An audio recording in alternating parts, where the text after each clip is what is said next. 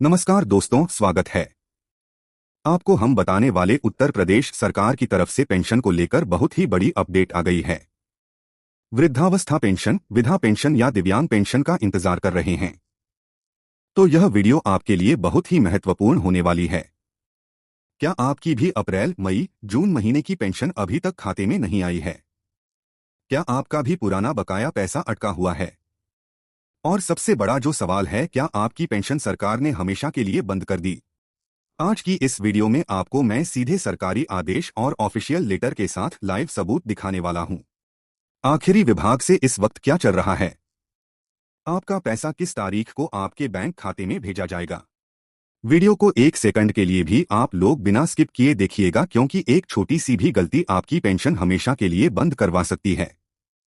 अगर आप लोग ज्ञान वीडियो 21 यूट्यूब चैनल को सब्सक्राइब कर लेना है और बेल आइकॉन को भी प्रेस कर लेना है। चलिए वीडियो को शुरू करते हैं और बताया जा रहा है कि मुख्य कारण पेंशन क्यों रुकी है। सबसे पहले हम बात करेंगे आखिर साल 2026 की पहली तिमाही यानी अप्रैल, मई, जून की पेंशन में इतनी देरी क्यों हो रही है। इसके पीछे सरकार और विभाग के 3 सबसे तकनीकी कारण हो सकते हैं।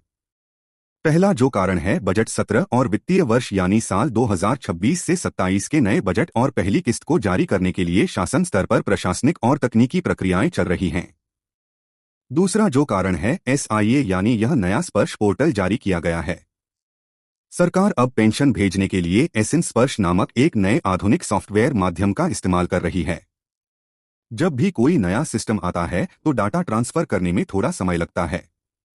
तीसरा जो कारण है, PFMS यानी आप लोग का वेरिफिकेशन।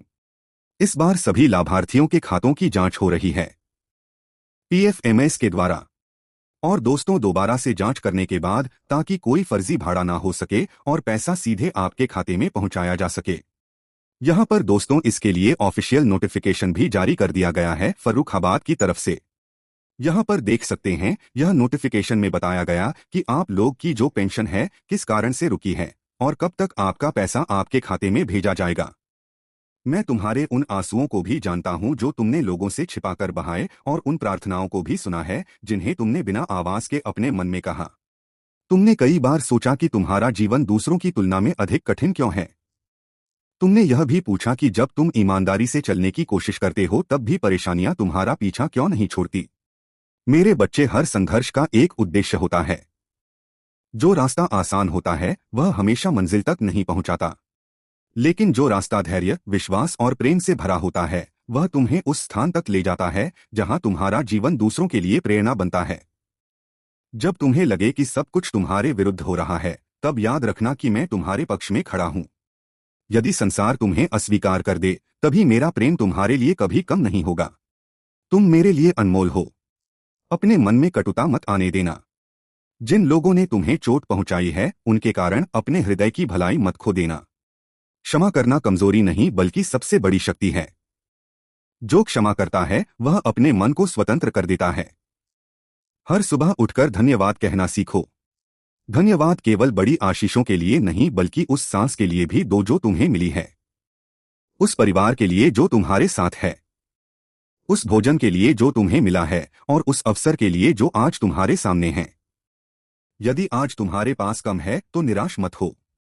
मैं तुम्हें धीरे धीरे वहां तक ले जा रहा हूं जहां तुम्हें पहुंचना है। धैर्य रखो। बीज बोने और फल मिलने के बीच समय लगता है। उसी प्रकार प्रार्थना और उत्तर के बीच भी कभी कभी प्रतीक्षा होती है। मेरे बच्चे, अपने शब्दों का ध्यान रखो। निराशा के शब्द मत बोलो। यह मत कहो कि मैं कभी सफल नहीं होऊंगा या मेरे जीवन में कुछ अच्छा नहीं होगा। इसके स्थान पर विश्वास के साथ कहो, प्रभु मेरे साथ है, इसलिए मैं आगे बढ़ूंगा।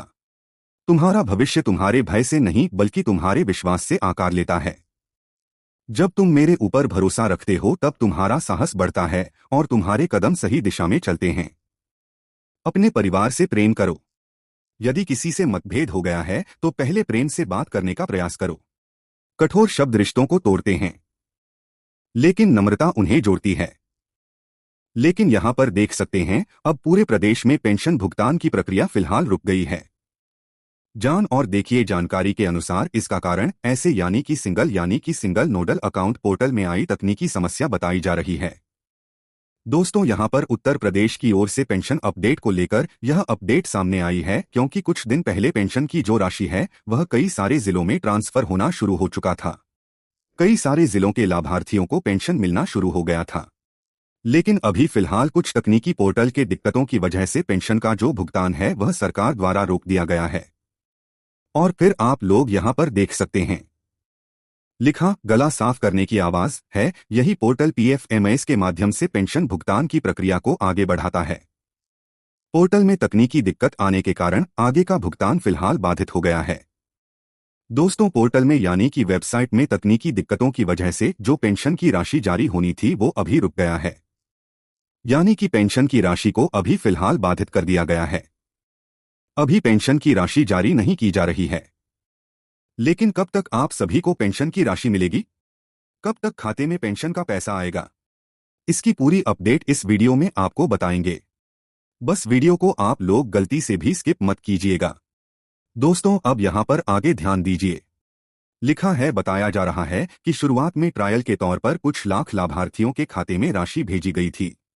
यानी कि दोस्तों सरकार द्वारा बताया जा रहा है कि शुरुआत में जब ट्रायल के तौर पर लाभार्थियों को लगभग 1 लाख से भी अधिक लाभार्थियों के खाते में राशि भेजी गई थी तो उस समय सभी लाभार्थियों को पेंशन एक साथ 3 महीने का मिला था।